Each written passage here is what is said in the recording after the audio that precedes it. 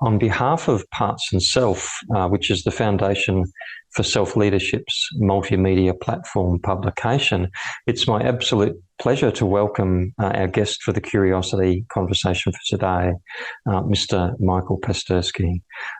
As the founder of Life Architect and the Foundation for Conscious Education, and in his role working as a certified practitioner of IFS therapy, Michael's really well known in the international IFS community for his role as an international partner, an educator, and for being the author of the book Insight.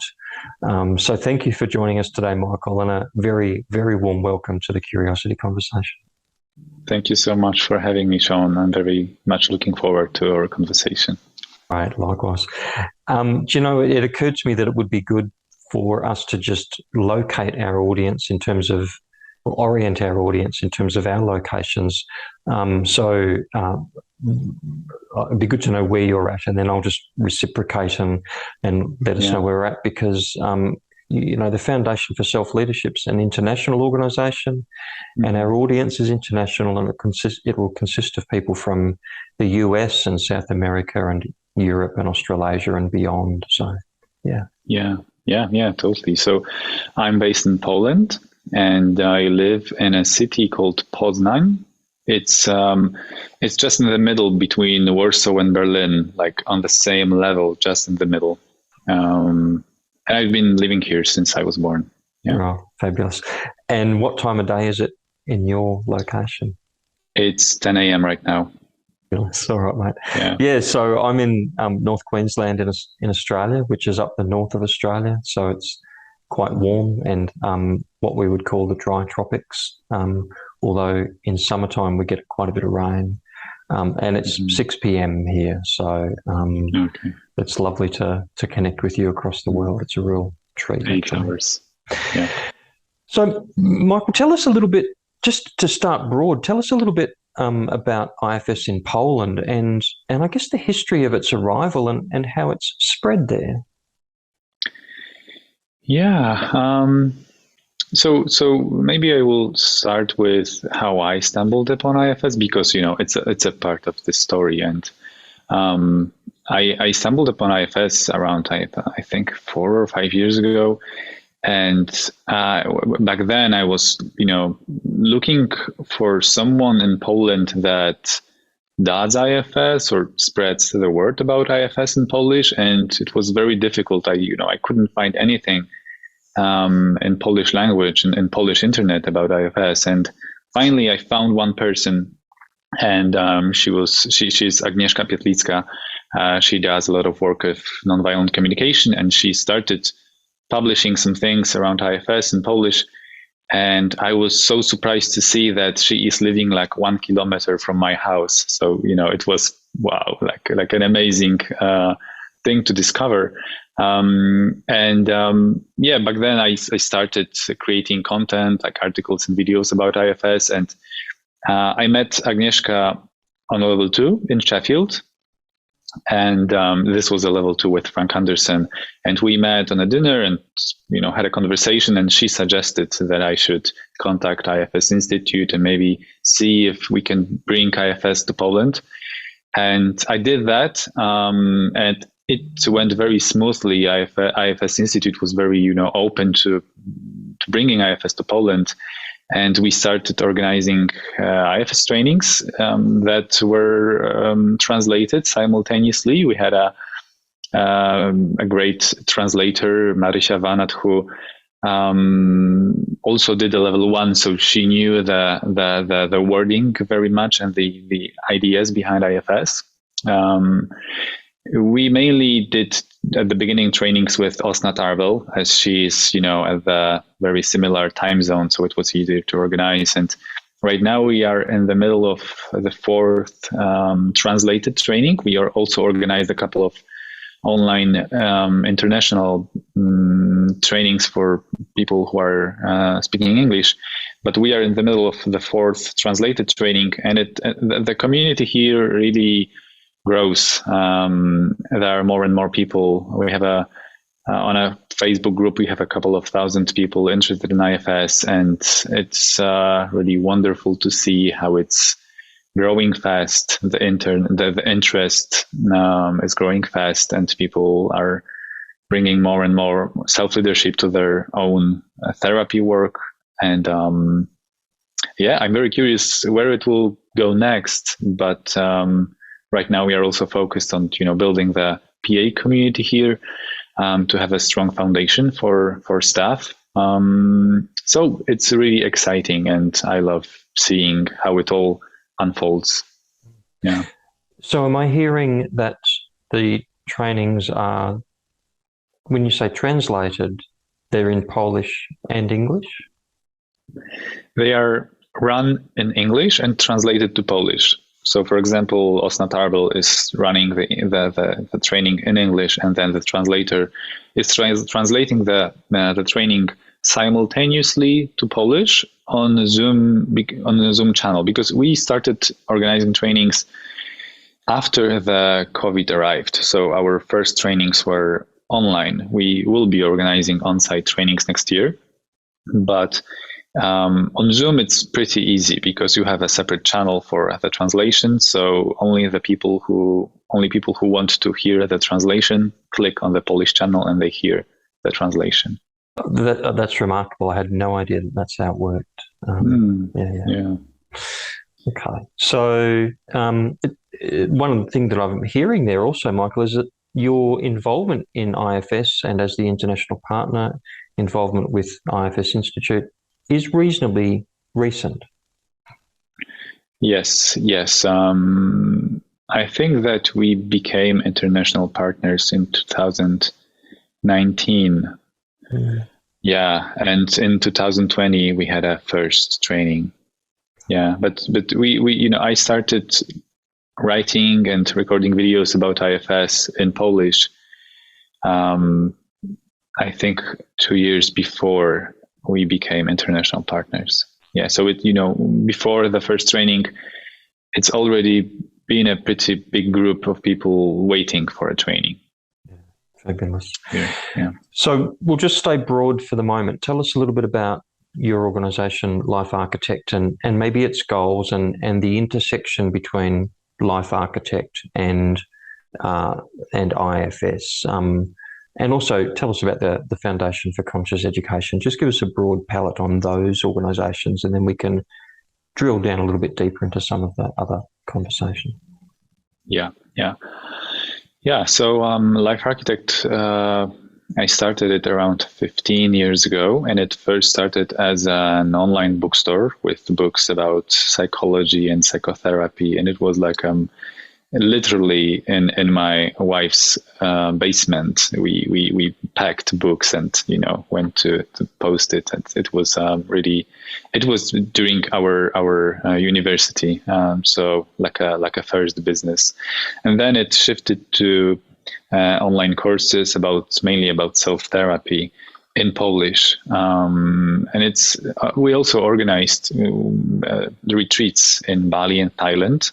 We love traveling, and once we had this idea that we should do a retreat for a small group, and it was a pretty important part of our work. But when the pandemic came, it all stopped, and we focused on the online. So around 2020, we shifted towards mental health professionals and towards international workshops. So we still are doing things for people from Poland, but we are a little bit more focusing on the global market right now, and we are focusing on IFS, though we are also slowly opening up to other modalities in future. We are 15 people from all over the Poland, so we are a remote team, and our goals, are both about the psychotherapy world and about education. So it all comes down to lessening the amount of suffering in the world, both by helping adults to heal, and also by changing the education system so the children can grow without all these blockages and the bad programming that they get in public schools. So right now, our goals are mainly to provide transformational experiences for mental health professionals, so they can, heal themselves and grow as a professional. And we are doing it both on-site and online. We are slowly planning to set up our first school, like a little school. We will start very small with 1 or 2 groups, but it will be all about, teaching children about psychology, about how the human mind and body works. We will use different psychotherapy methods just to create space for them so they can learn how to trust each other, so they can, play. And it will be something very, very different from the public school. It's a big project for many, many years ahead that we want to very slowly start. And it's, the foundation for conscious education, it's something that it's another body that will focus more on the educational, and Life Architect will be focused more on the therapeutic work with mental health professionals. It will all, be intertwined and working together. And everything we do is IFS informed. This is our way of thinking, our way of doing things. So, of course, IFS will be a very important part of the school as well. And therapy will be an important part of school. And, so this will all mix into very, into projects that will very much support each other. Yeah. So that sounds like a really fantastic vision. I'm really curious about, the reasons for which this is a passion for you. And that sort of leads into the formal question is, I'm curious about how you got into therapy, but this is more than therapy. This is a way of life, conscious education, providing services for children, Life Architect providing services for professionals. So tell us a little bit about why that's a passion for you. Wow, this is a difficult question. I don't know. It's just something that, like my curiosity is there all the time. It's a big thing for me. Like my mind, my heart goes there, and it's really difficult to explain it, in a rational way, like with words, because it's just something that I really feel deeply, like a deep care about healing, about the human mind, about the mysteries of human mind, and that the trauma behind, all of the suffering we are experiencing in the world. It was a long time ago that I stumbled upon the lucid dreaming. It was like my first touch of something around, psychology, and it all started there. And then it went, and it never let me go, this interest. So it's a deep intuition and curiosity about all of that. And right now it's mainly about the human connections and that I have with people, and being able to be a part of this process that people go through with the healing process, when I can really be with people and support them in any way, just by being present or by doing IFS therapy. It's deeply fulfilling. So that's why I'm doing it. Yeah. That's great. Thank you. It'd be good to know a little bit about the team with whom you work. And I'm quite ignorant in terms of what the disciplines or the professions might be in Poland. I'm curious to know whether people are social workers or counsellors or psychologists, or and maybe even your profession. But just give us a bit of a snapshot of the team and what it's like working with them.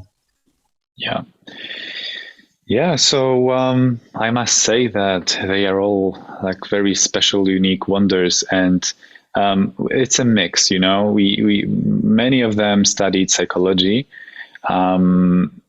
Many of them, and most of them, are very passionate about psychotherapy and IFS. Some of them are level 1 practitioners. Other are in the middle of level 1s. Other are waiting to do a level 1 training. So it's really a mix of different personalities, and I love working with them because they are. I learn a lot I learn a lot from them. Like, they are my mirror, and they give me a lot of trailheads lately, which is great. Like learning a lot about myself, and also about the parts of me that doing business and being a boss, a leader. I had, and I still have, some of the controlling parts that want to make every decision that there is to do, and to have the whole responsibility. But they are speaking out loud that they want to have more decision-making power and more responsibility. And I learned to let go, to trust the power, the wisdom of the group. And it's a really beautiful process that right now we are going through, like growing up as a team, as an organism. So this is a really beautiful process. We struggle with the connection aspect, as we are a remote team. Through Zoom, it's not always easy to deeply connect, and we try to find different ways of doing it. We just came back from a team retreat, which was great. We spent a couple of days in nature, and it was an amazing experience. But we really need more of those. Yeah. Mm-hmm. Just tell us something very briefly about what you might have. The retreat where you were able to meet face to face sounds fascinating. Maybe just a quick learning that you received from your time together face to face. Yeah, that's a great question. So the first learning was that it's really weird to see people in 3D, like, they have bodies, they have legs, and like it was really weird at first. Yeah. And then what we have learned, not as weird as what it might have been had they not had bodies or legs. yes, that's correct. So like what I learned is that we decided not to have any agenda for the whole week together, and we just went with the flow, sometimes spending hours and hours just sitting there looking at the lake and talking together. And it was an amazing space we created for us, just being together without any plan, like just being there. And I think it was way better than doing any particular integrating activities, like playing games that are supposed to help us get to know each other. I feel it made us closer together in a way better than we would plan it in a particular way. So just being together without any agenda, I think that was the biggest learning for me. Beautiful, makes a lot of sense, and it sounds pretty precious. Michael, I know that you and I had email contact a few months ago, but by virtue of your location in Poland, there's been things happening in your region in terms of the current conflict between Russia and Ukraine. It would be really great for the people listening and watching this interview to just hear briefly about your perspective, even if it's brief, about the work that's been going on between the Foundation for Self-Leadership, who reached out to you, and your role and the role of others in Poland in terms of integrating and assisting the refugee issues that are happening as a result of that crisis. Mm-hmm. Yeah, thank you for asking that. So I feel that while we have here a humanitarian crisis, in a way, at the same time, what has happened throughout the last months is it's really also a humanitarian miracle. Like what we saw people from Poland do, and it's there are some statistics that people in Poland and not the government, like government did it separately, and people from Poland spent over $2 billion US helping refugees in many different ways, like giving shelter, giving food, giving clothes, supporting fundraisers, etc. And I know many people that took refugees under their roof. There were many different things we did during that first period when it was most needed, with going places and doing things. And there was a research done, and they say that over 77% of the society engaged in some form of support, which is really great. And there's a lot of things to say about the people that went to the borders and dedicating days and weeks helping people in very difficult situations. There were also many people from other countries in Europe. I also know some people that are, very connected and engaged in the IFS community that traveled from the US to the Polish and Ukraine border, which is very inspiring to do such a, long journey. So what we did, and as Life Architect, so we in our work we basically focus on mental health professionals, which we also call like the helpers, the healers. And we decided that with this crisis, we as a team, this is also the best thing we can do to help the helpers. So apart from some personal efforts we engaged in, as a team, we organized 2 webinars. These were like free webinars. One was with Irina Dyankova from Russia, and the other one was with Ruth Culver from the UK. And these webinars were about using IFS to support people with severe war trauma. And these webinars were translated, and these videos are available on our Life Architect YouTube account. So this was something that we first focused on, and then we made one of my courses, online courses. We made available free of charge, and this is a course about mental and emotional resilience. It was developed during the pandemic, so it was geared, towards what happened then, with lockdowns, etc. But it really remains very up to date, also with the war situation. So it's it's available out there until the end of the war. It's so everyone can download it. Also, we had a meeting with Tufik, which was really enlightening and great. And I know that the Foundation for Self-Leadership is aiming to run a project called Ukraine Relief. And we were invited to, talk about it and to see if there are any things that we can do together. And it's still in the making.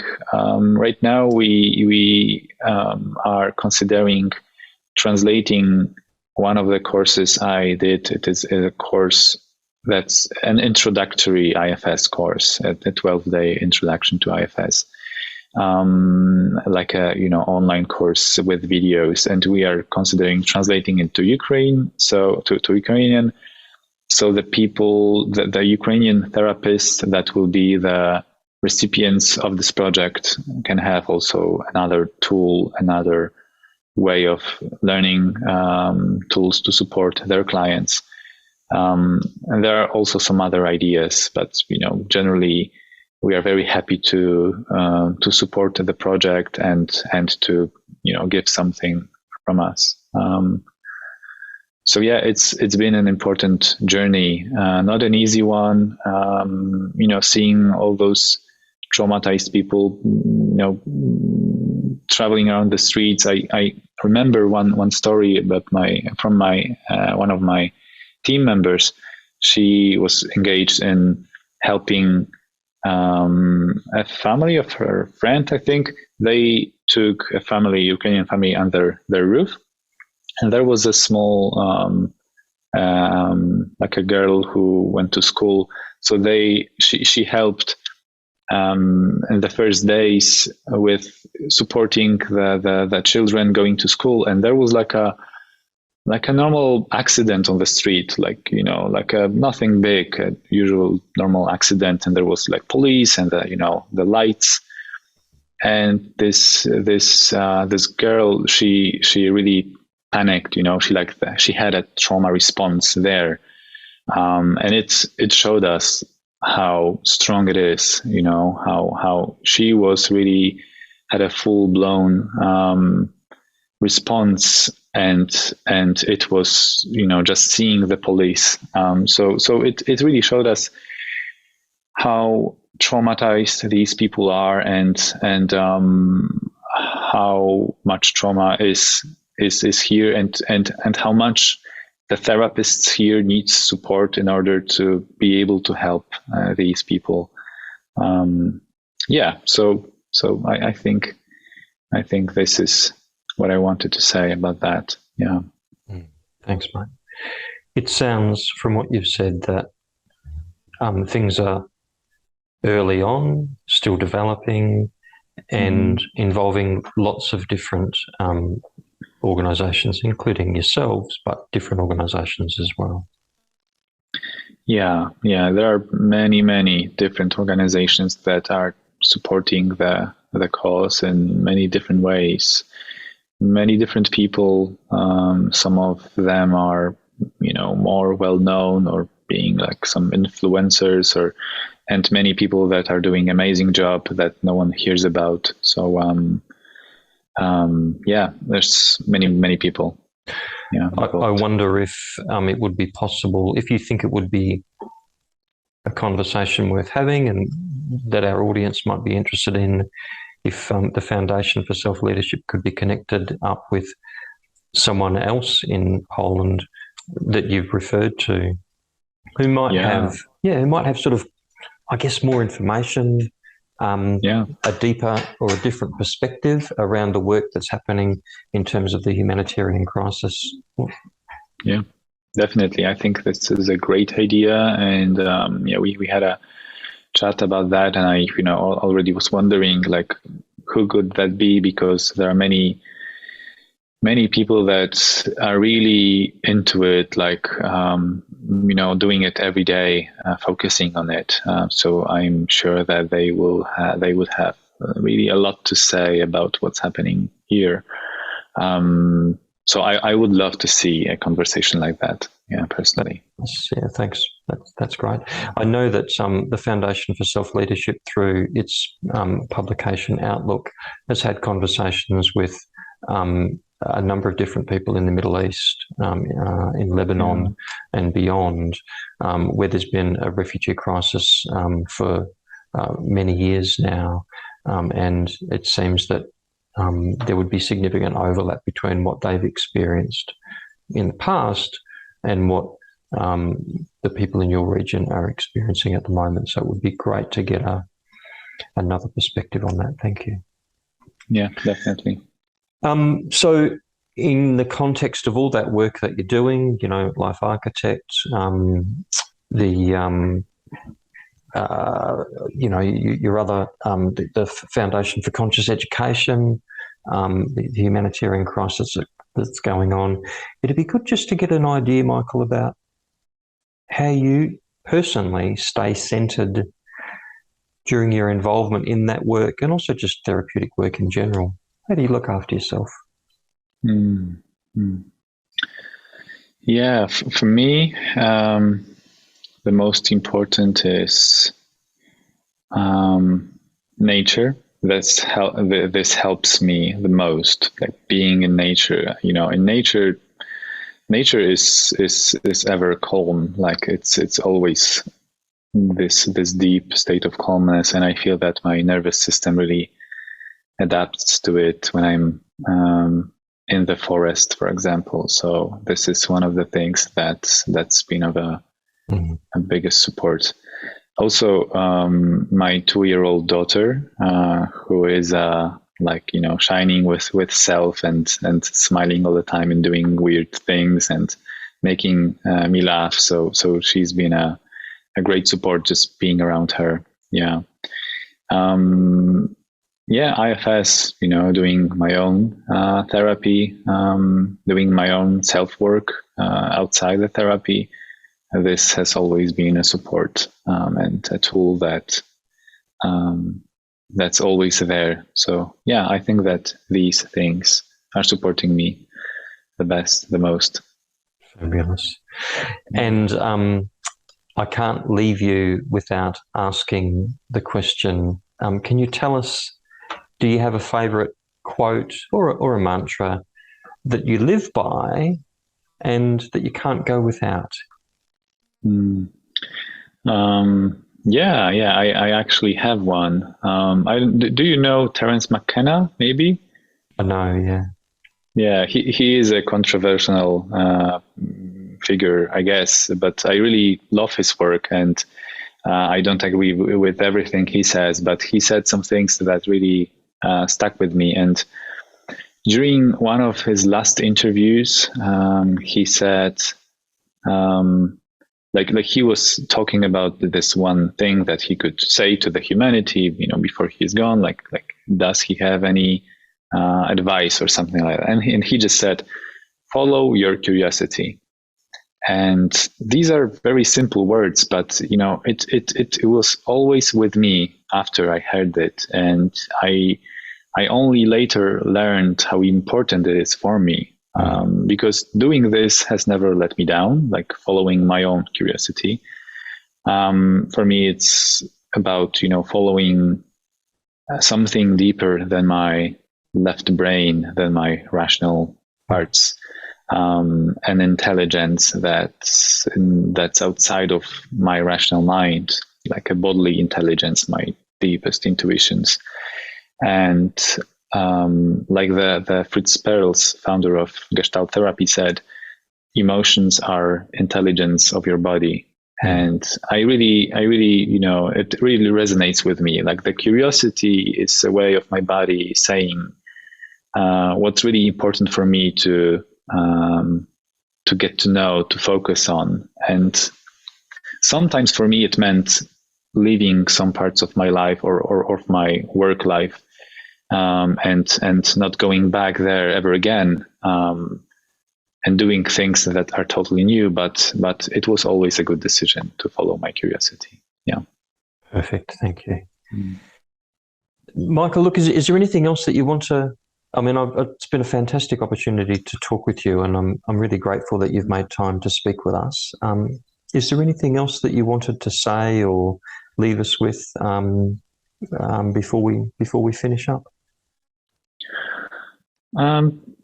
No, I don't think so. Maybe just that it's been a really nice surprise that you guys had the curiosity, to reach out and to hear from me, from us. It's a really nice feeling to get this curiosity from the other side. So thank you for that. Yeah, it's an absolute pleasure. From here in Australia, from our listeners all around the world, we thank you deeply, and we wish you all the best with the various layers of work that you're doing in Poland, and that reach far beyond that as well. So, thank you very much, and we look forward to perhaps catching up with you again at some stage in the future. Thank you so much. It's been a great conversation with you. Thank you. Thank you, Michael.